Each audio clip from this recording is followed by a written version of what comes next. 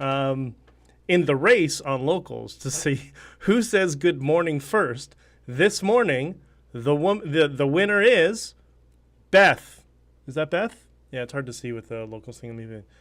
Yes, it's Beth. Beth, congratulations on being this morning's winner. Christine, it's good to see you. Thank you. Lisa as well. Thank you, everybody, for being here.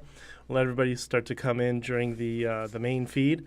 Welcome to the Freedom Coffee live stream, where we celebrate the freedoms that we have, and we focus on expanding those freedoms in the future. And probably a bunch of you are thinking like, wow, that BJ guy must be really like upset and depressed. I'm like, no. I was getting so many messages like that last night saying, are you okay? Are you okay? And I'm like, well, what do you mean? I'm amazing. Everything's great. Like, anyways, we'll talk more about that in a little bit, because that's kind of related to the news just a bit, but I don't want to get into too much because, well, for obvious reasons, I can't get into too much detail, but I can get into a little bit of detail, which is kind of, my framing on all that stuff and how to deal with it and whatever. So if you can, like, share, and subscribe this channel. Might need to get this thing monetized sometime soon, at least on the YouTube one. That's going to be pretty important given what's going on. But listen, this is life. This is what it is. It's just another hurdle in the road that we got to overcome. And like today, for example, people, I had a conversation with a friend of mine last night who's going through some stuff. And, about this whole positive framing and all that sort of stuff. And this person, buries themselves in their work. And, I tried to help with the whole framing of, listen, burying yourself in your work is is a way that some people deal with it, but why not just work on yourself? Why not work on your private life? Why not work on going to enjoy yourself as well? Bury yourself in that. And we went through this exercise together, and I hope it went well. And that's what I do when we go through difficult times. But yesterday was a little bit of a crazy day, and I'll get to that. But right now, look, it's a gloomy day outside, right? And you look outside and you think, oh well, that's kind of down. But no, look, it's not freezing cold here in Toronto. It's still somewhat mild. I'm about to get in my truck, which is my time to kind of clear my head. I tend to think well creatively while I'm driving. And I'm going to one of my favorite dispatches, which is down in Connecticut. So if anybody is in Connecticut around Hartford, want to hang out and grab dinner, I'm going to be going for my usual calamari salad or something like that when I park the truck.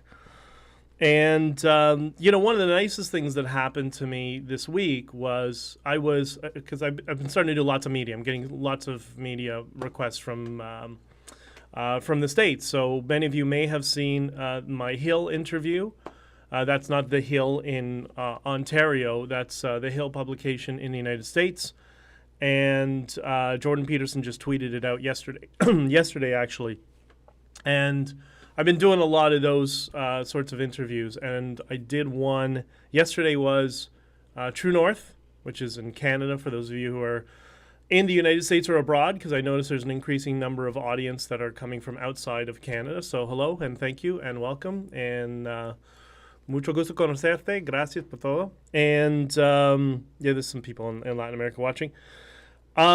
And so one of the nicest things, aside from, all these interviews I'm trying to do, I did True North, and then after that, I did an three interview segments with Stephen LeDrew, who you may know is kind of on the other side of politics, increasingly less so, because, in this era of extremism, those of us who used to be opponents are now coming together. Stephen LeDrew used to be on CP24, and we used to be president of the Liberal Party of Canada. And so I went on his podcast just to talk about the book a little bit, because we need to reach the other side. We need the other side to understand that they're being lied to as well, and they need to know the truth. And I've always maintained that we need to have friends across the political spectrum like it used to be. Doesn't mean we talk to them necessarily about politics, but maybe we have other common interests, but that's the way we end the division is if we end the division in our personal lives, right? And the political class has no power over us. So all of that was really nice, but one of the nicest things was it was a guest on one of the podcasts that I produce. Some of you may know I filled in one time several months ago when Joseph and Diana were unavailable. So we did an episode, The Producer's Straight Back. And it was just kind of like a fun episode. The name of the podcast is not on record. So yesterday, it's a legal podcast. It's with lawyers. It's, with lawyers, for lawyers, and people interested in the law and the changes that are happening to our legal system, which are quite concerning, because they focus on wrongfully accused or defense of people who have been accused and charged, right? And they wanted to have me on and to discuss the Freedom Convoy, the book, the commission, and we tried to delve in a little bit into the mechanics of the commission. We didn't really quite get there, but we got to answering a lot of questions that, again, people on the other side might have, because even though people disagree with you politically, doesn't make them evil. We may think it makes them confused, but that's fine. That doesn't mean we can't interact with them. So after we did the segment or the episode that I was on, Christine drove an hour and a half down to Toronto, because she doesn't live in Toronto, to come see me, to bring me 5 copies of her books that she bought, this book, Honking For Freedom, honkingforfreedom.com. And she came just because she wanted me to sign her book for her family, for her daughter, for her son when he grows up. It was just truly touching. I felt like I don't really deserve this, but thank you. That's very sweet of you. So I made sure to have 10-20 minutes for us to spend some time and talk to each other and all that stuff. And it was really quite touching. And Christine also, I have it lower down on the thing. You can see that little sticker there, which I'm about to send to Scott Adams after this podcast. Christine, much like Scott Adams, lost her son to fentanyl, and which is the big elephant in the room that all our politicians are ignoring. And for those of you who know Scott Adams, he's on this crusade against fentanyl, trying to raise awareness. And so earlier, a couple months ago, I tried to connect them over Twitter, and Scott Adams was nice enough to retweet her and whatever, and I'm going to try to do the same. And, she told me that they're going to try to figure out a way to turn this negative into a positive in their lives. So anyways, to have that sort of person that's gone through that sort of trauma in their life, that family going through that sort of trauma, to take time out of their day to come and bring me copies of her book to sign for everybody, I was touched, and I felt like undeserving of it. Like, it was so nice. So I thank you so much for that. That was I was truly touched, and all my best to your family. I know this Christmas as well will be a difficult Christmas for you, but things will get better. And that's why when people say to me, oh, the legal stuff and whatever, at the end of the day, all of that is noise. It's family and life and, those things that you hold dearest to you, being family. That's what's important. And which is perfect for this time of the year, to acknowledge that. This period between Thanksgiving and Christmas, I think is an important part for all of us, that we need to spend more time on reframing that. Not now. Mark Petroni's calling me. What's it called? This is the perfect time of the year to remember and acknowledge that, and to focus on that your friends and family are really what's all that's important. As long as you have love around you, everything else is just noise. So anyways, I thank you, Christine. You're amazing. I really appreciate it, and I feel indebted to you, to be entirely honest, for coming down and making the trek. Okay, so I'm gonna make today a little bit short because I got a pretty far destination, one that I really love in Connecticut. And I gotta do a few things before I head on the road. Anyways, so yesterday did True North, did Stephen LeDrew. That's going to be coming up. There's a couple of really big interviews that have been scheduled that I'll let you know of soon. I had an interview with an American podcaster last night at 9 o'clock. So like my day was boom, boom, boom, just like during the Convoy, boom, boom, boom, boom, boom. Another, and but we rescheduled because she's sick and she's got the flu. So we're going to do it, I think, on the 19th of December. And so I'll let you all know when that is out. I think you'll find it fascinating because, again, people who traditionally on the other side of politics who are willing to listen and willing to give us all the benefit of the doubt, everybody who's involved in the Freedom Convoy. So there you go. So look at all these good things that are happening. Why is there any reason to be negative and happy? Like, this is awesome. These are all amazing things that occur. Christine says it'll be 1 year Sunday since she lost her son. So hopefully all of us will have Christine and her family in our thoughts and prayers this Sunday because, obviously it's been a rough time. So I send you lots of hugs and kisses, and I promise you things are going to get better, Christine. They really are. Okay, so the next thing So we had, I don't want to get into too much detail. I'm sure you're going to see some articles about it, and it's still kind of going on, deciding what's going to happen behind the scenes. But there was a ruling yesterday that was somewhat catastrophic. You can't lie about it. That's what it was. And it was regarding to this class action suit that is being strung around us like a noose, because that's how the political class views working class people and middle class people. They just want to tie a noose around their necks and hang them financially, fiscally, whatever you want to call it, just destroy their lives, which is what we're all going through. And but more on that, I have to have conversations with my lawyers and all that sort of stuff. Anyways, it was the ruling was the ruling, but I'm referring to the political class itself, which has been no help in any of this stuff. But we'll see what happens. We'll see, how things evolve, and hopefully, I still, working with Diana and Joseph, I'm trying to have as much faith in the legal system as I possibly can, and I know a lot of people are very skeptical and they've seen some shenanigans. But, sometimes just the quality of your lawyer also makes a difference. Sometimes you get blindsided and the lawyer it doesn't make sense. But then there's other times where the arguments that were presented were not effective and should have been argued a different way. So it's not an either or, blaming this or that. It's just kind of, this is the complexity of life. And life is not simple and binary. So it is what it is. But, a bunch of people asked me yesterday, how are you staying positive through all of this? And I don't know. I mean, we discussed this here, that the various tools that I use that kind of helps me reframe into a positive emotional state.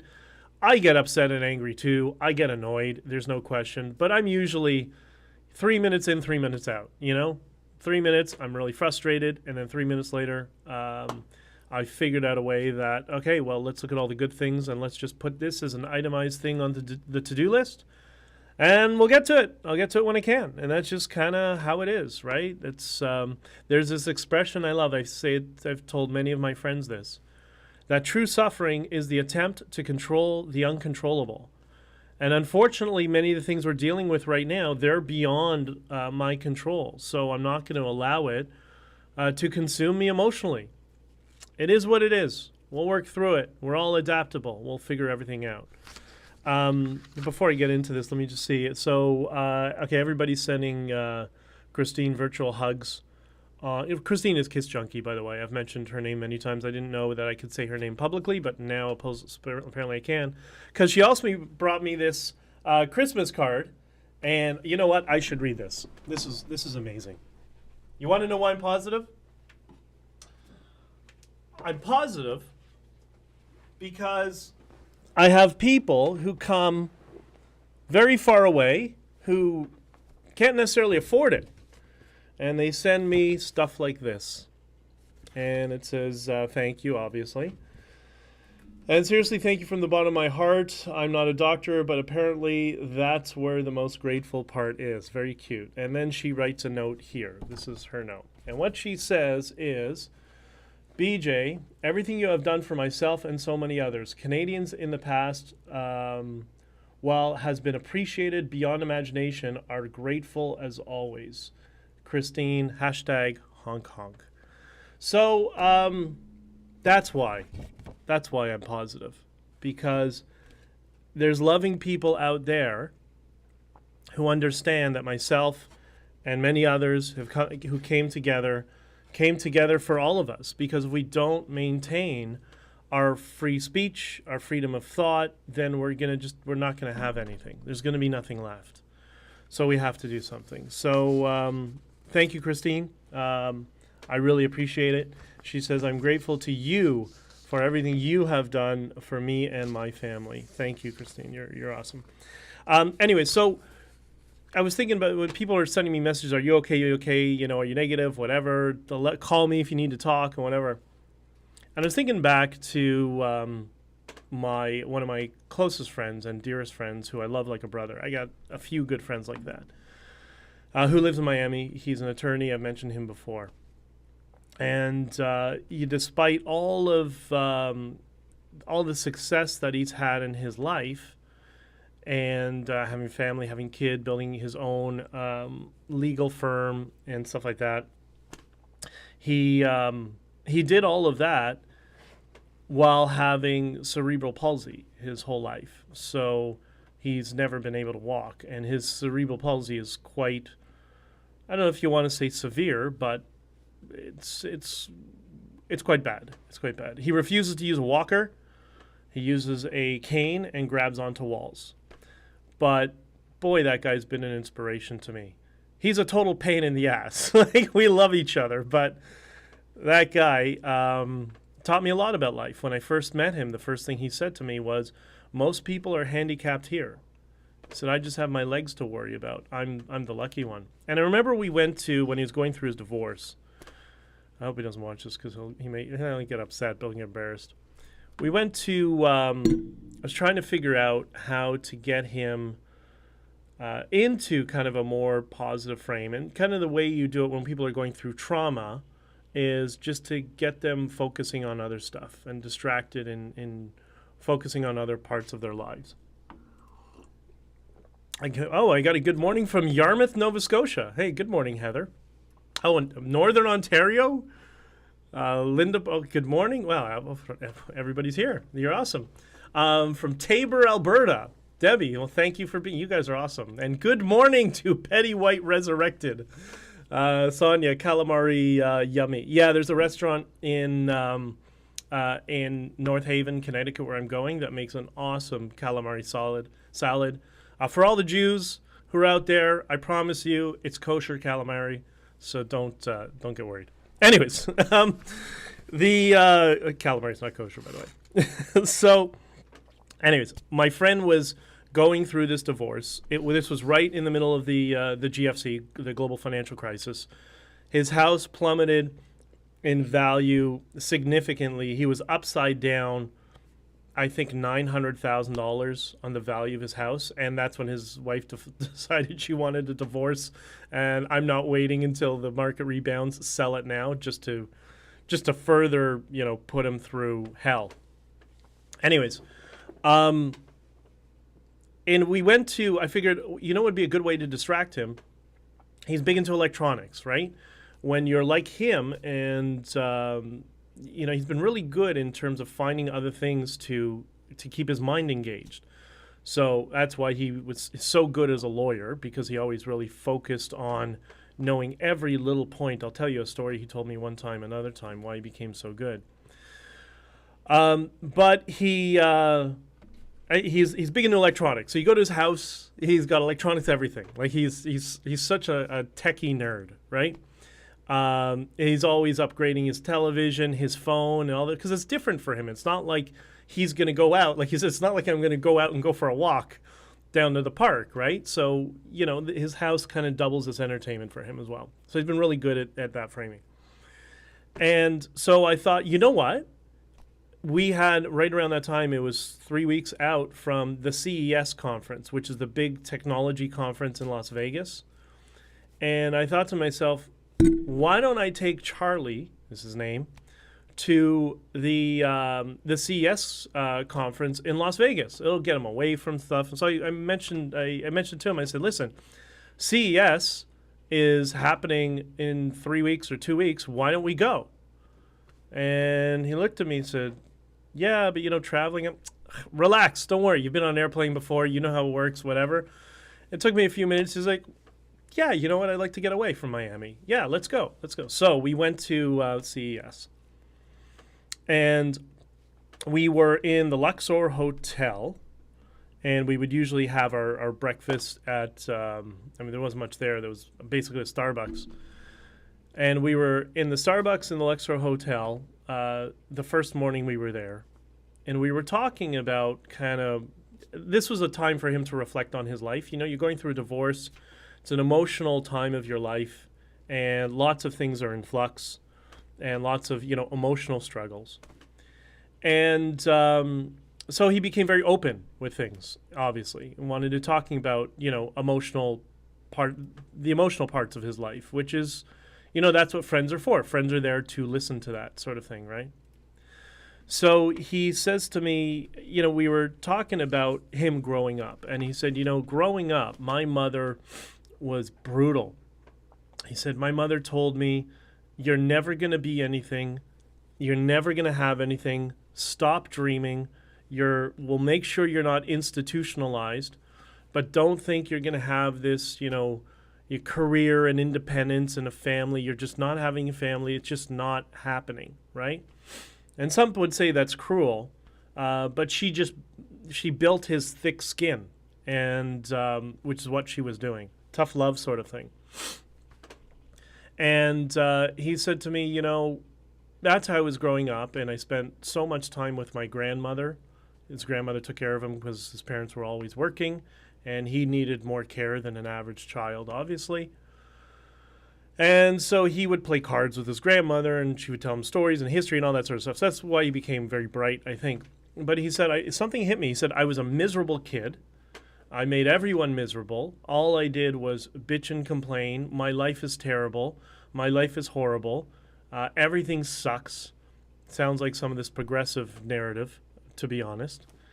And he said, and then one day, he said, when I was 16 years old, he said, I remember the day. It just hit me. I can do one of two things. I can be miserable my whole life and blame everybody for the fact that I can't walk, or I could realize all the good things and all the benefits and all the gifts that I have and not be miserable and build a life for myself and be the positive guy. He didn't word it in the positive guy, but that's kind of what he was indicating. And he said, I don't know what happened. A switch just turned off in my brain, and I just realized that, life is a deck of cards, and these are the cards that I've been dealt, so I'm going to have to play them the best I can. And that was it. And he said, from that moment, that's when I started. I grew up. I started focusing on school. I started focusing on all the good things I can do. I started putting together some ideas and some ambition and all that sort of stuff. And ultimately ended up, I'm getting so many messages of my DMs. Please stop. That's like my phone. I'm getting signal messages and stuff. Sorry. He said, I realized, you know what? Now's the time. I'm going to start making something of my life, and I'm never going to stop until I do. And that's kind of the framing with all of this pushback against the extremism we're seeing in our society. For me, it didn't start at the Freedom Convoy. It started when I had a business on Ryerson University and had nothing but communist or extremist materials coming into my business asking us to replicate this stuff. Like it was just crazy making. That's why I got into podcasting with different people to kind of, a strategy to message, to try to wake people up in terms of some of the problems that are occurring in society. That's why I did this podcast with Stephen Hicks, Open College, who's like the academic authority on postmodernism, which is the underlying philosophy that's driving all of this. That's why I did that. The Freedom Convoy is just another step, right? That was just another step in this journey. And that's why this book is just another big step. And this is a step, much like the podcasts that I was doing, to try to reach people from across this, irrespective of politics. This is not politics. This is a story of love and freedom. That's what this is. And I think it is. Everybody's telling me it makes them cry at some point. So I guess, we achieved our goal. And thank God for John Goddard. I couldn't have done this without him. He's become a very good friend. And he too, all his friends, he noticed, were going down the postmodern, subjectivist path. That's why we started hanging out and having coffee together. He said to me one time, said, I need a friend I can just talk to about stuff, about like political stuff, without them screaming at me, calling me a bigot and a racist. And so we ended up having coffee. We always jived. We always had good chemistry as friends. And that chemistry is why I think this is such a powerful story, because, he understands me. And as we put this together, he understood exactly what I was going through and how I was trying to do it. So anyways, the moral of the story is we all get the cards that we are dealt in life, and we just got to do our best to play them well. And, this dear friend of mine who's like a brother, Charlie, who's made a life for himself, a successful life for himself, that he struggled. You remember him telling me when he graduated, just a little asterisk around it. I asked him one time, why didn't you ever work for a law firm? And he said, I tried. He said, I graduated top of my class, or second highest of my class. And he said, I must have gone on 300 interviews. Every interview, every time they loved me when they saw me on paper, until I walked inside their office. And then it very quickly changed to, we'll call you later. She said, I had no choice. But to start my own practice, because nobody would ever hire me because of my appearance, because of my disability. And I remember one time he comes home, he says to me, yeah, we can celebrate tonight. I'm like, why? He said, I got disability insurance. So why is that such a big deal? He says, well, because I'm disabled, I can't work. What are you talking about? You work like 50 hours a week. He's like, yeah, tell that to the insurance company. According to them, they say I'm disabled and I can't work.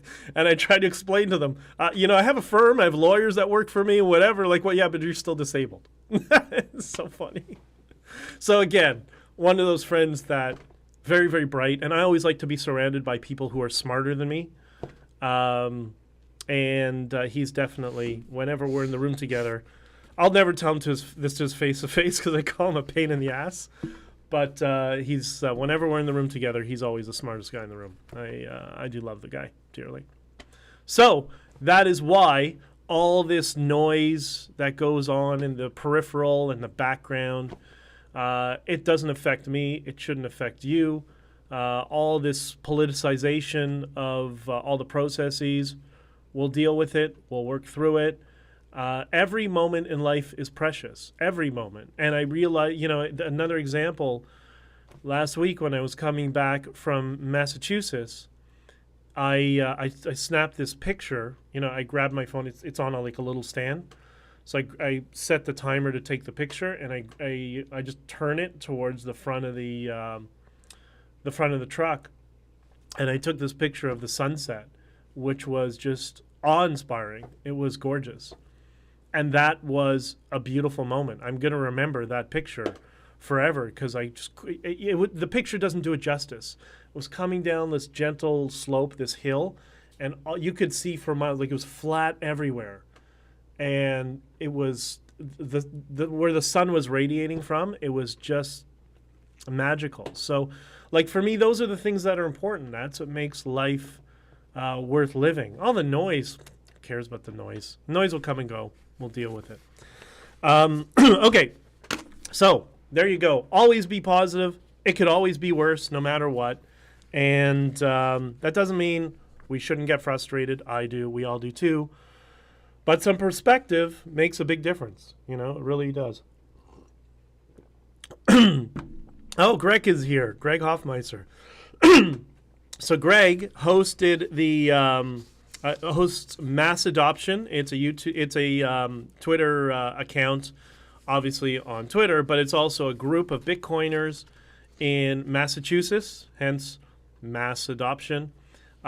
Really good, solid guy. They're all wonderful. They're all really, really nice. I could have spoken to them for days. They were so good. They hosted me to speak last month. I posted the video. It's on one of their channels. I might even upload it to my channel as well at some point or something to get some more traction.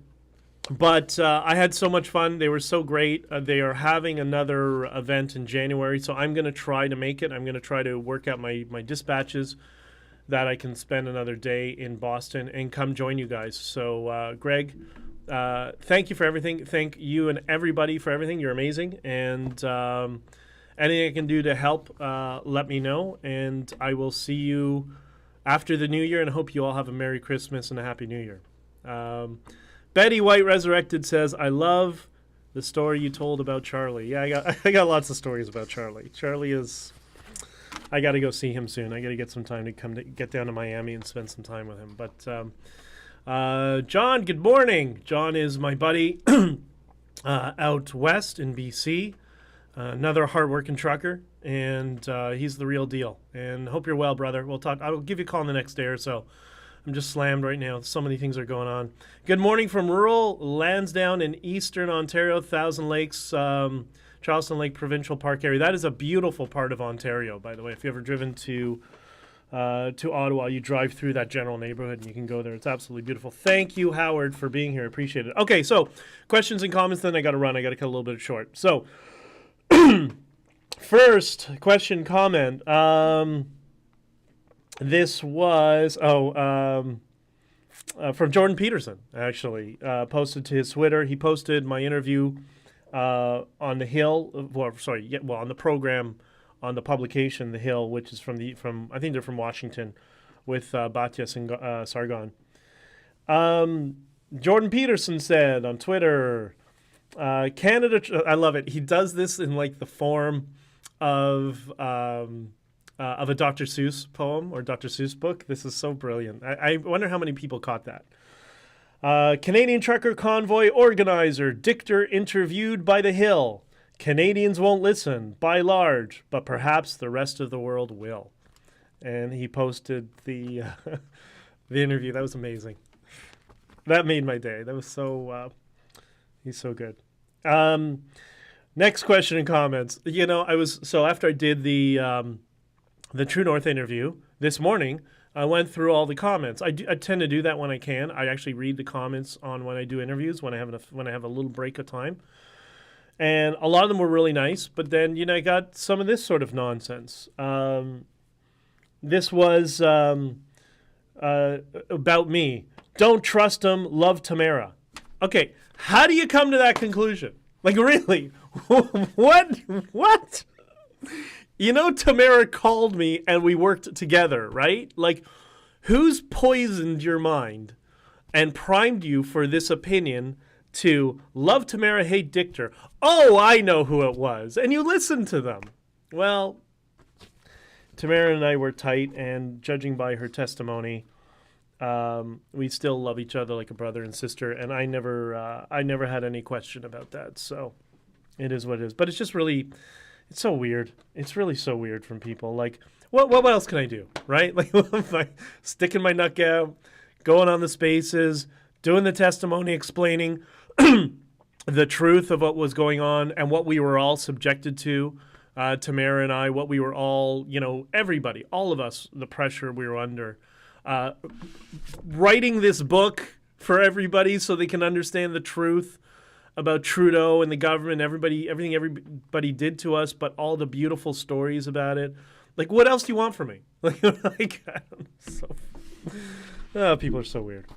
Okay, and the last comment was, this was a response to somebody attacking me. Again, who's attacking? If you're a fan of Trudeau, I get it. If you're on the Trudeau side, yes, obviously you're going to attack me. I think, and this was a response from I don't remember. I think this was, what's her name? Angie P.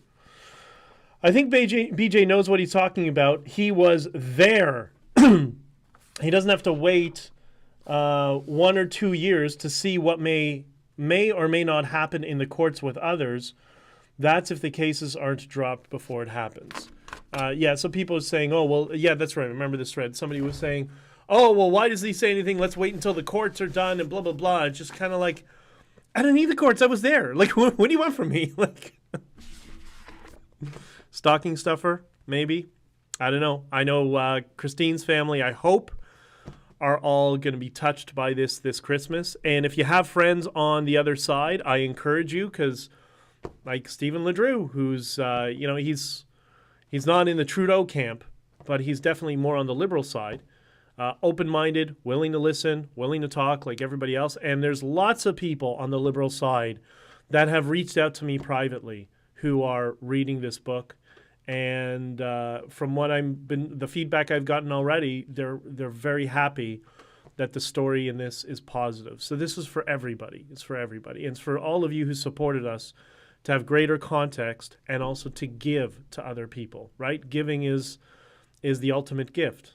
Well, maybe give them this during Christmas and have a nice conversation around the Christmas table, not fighting with each other, but just talking about why freedom and love are important, right? Anyways, just my perspective. HonkingForFreedom.com. And if anybody wants a signed copy, I'm trying to see if I can do something for Niagara in the next day or so.